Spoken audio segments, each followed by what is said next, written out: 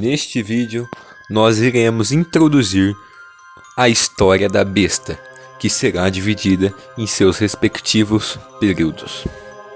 Apresento a vocês Pai do Gui, parte 1, período antes da Revolução Russa. Pai do Gui nasceu em São Paulo. Não se sabe exatamente em que ano que ele nasceu.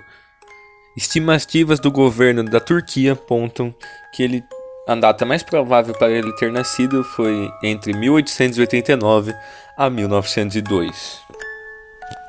Quando criança, Pai do Gui mostrava sinais de que ele não era uma criança igual às outras. Na adolescência, Pai do Gui foi trabalhar em uma fábrica de carvão. E nela, após matar um dos funcionários, após ele perguntar que horas eram, Pai do Gui teve que sair do Brasil em 1907. Ele foi transferido para a Albânia por um barco a vapor. Lá chegou aos conhecimentos do Pai do Gui os livros do Karl Marx. Foi quando ele começou a ler e virar um grande admirador da obra. Em 1910, o Pai do Gui já dominava o mercado externo albanês, não sobrando quase nenhum comércio da região onde ele morava que não estava sem a influência do Pai do Gui.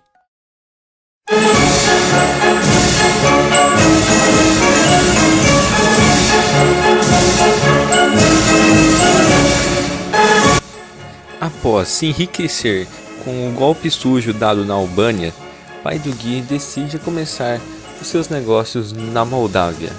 Lá, usando a mesma técnica que usou na Albânia, secretamente Pai do Gui já dominava completamente o mercado interno. Pai do Gui conseguiu chegar ao governo da Moldávia.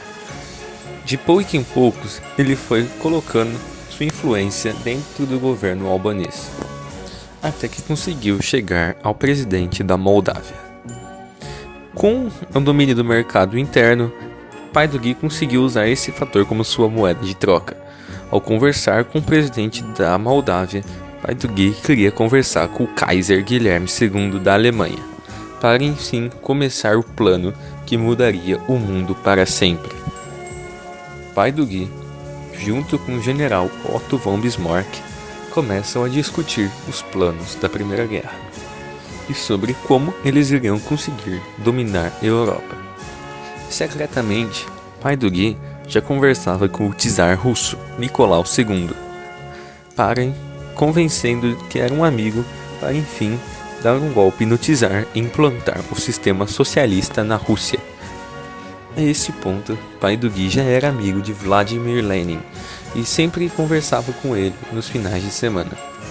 O plano do Pai do Gui era bem simples e se constituía de duas partes, a parte alemã e a parte russa. A parte alemã era se aproximar do Kaiser Guilherme II, convencendo ele de que ele era um amigo e que estaria pronto para ajudá-lo na guerra. Só que secretamente ele iria fazer acordos com o governo britânico para varrer de vez a Alemanha dos mapas. O plano da Rússia era bem simples também. O Pai do Gui iria se aproximar do czar russo Nicolau II e secretamente, junto com Vladimir Lenin e Joseph Stalin, dando o golpe e implantando o socialismo na Rússia.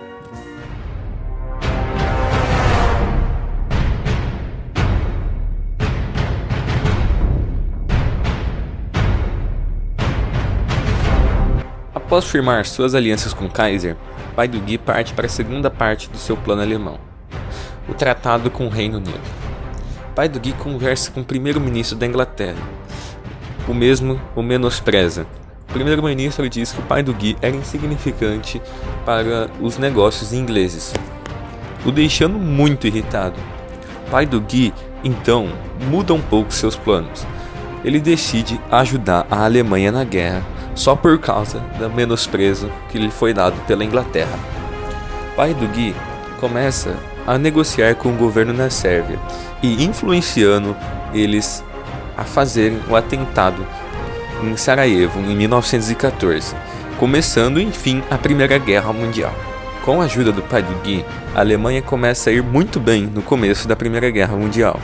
Só que, após ver o grande poder que o Pai do Gui tinha, O governo da Inglaterra e o da França pedem desculpas ao pai do Guy e começam a fazer negociações. No final das contas, o pai do Guy aceita as propostas da Inglaterra e secretamente começa a articular os planos para derrubar a Alemanha. Após fechar a aliança com a Inglaterra e com a França, o pai do Guy começa secretamente seus esquemas para a Alemanha perder a guerra. Junto com suas facções e aliados, ele promove sabotagem, ataque a bases alemãs e, entre outras coisas, enfraqueceram o governo alemão e o exército durante a guerra.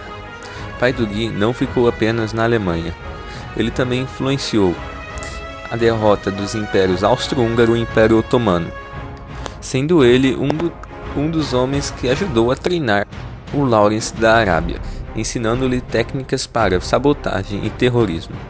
Chegando a 1917, a Alemanha já se encontrava muito enfraquecida em relação ao começo da guerra, e ainda mais, pai do Guy convenceu os Estados Unidos a entrar na guerra. Então, pai do Guy percebe que o trabalho dele já tinha sido concluído e que a derrota da Alemanha ia acontecer de um jeito ou de outro. Então, pai do Guy parte para a segunda parte do seu plano.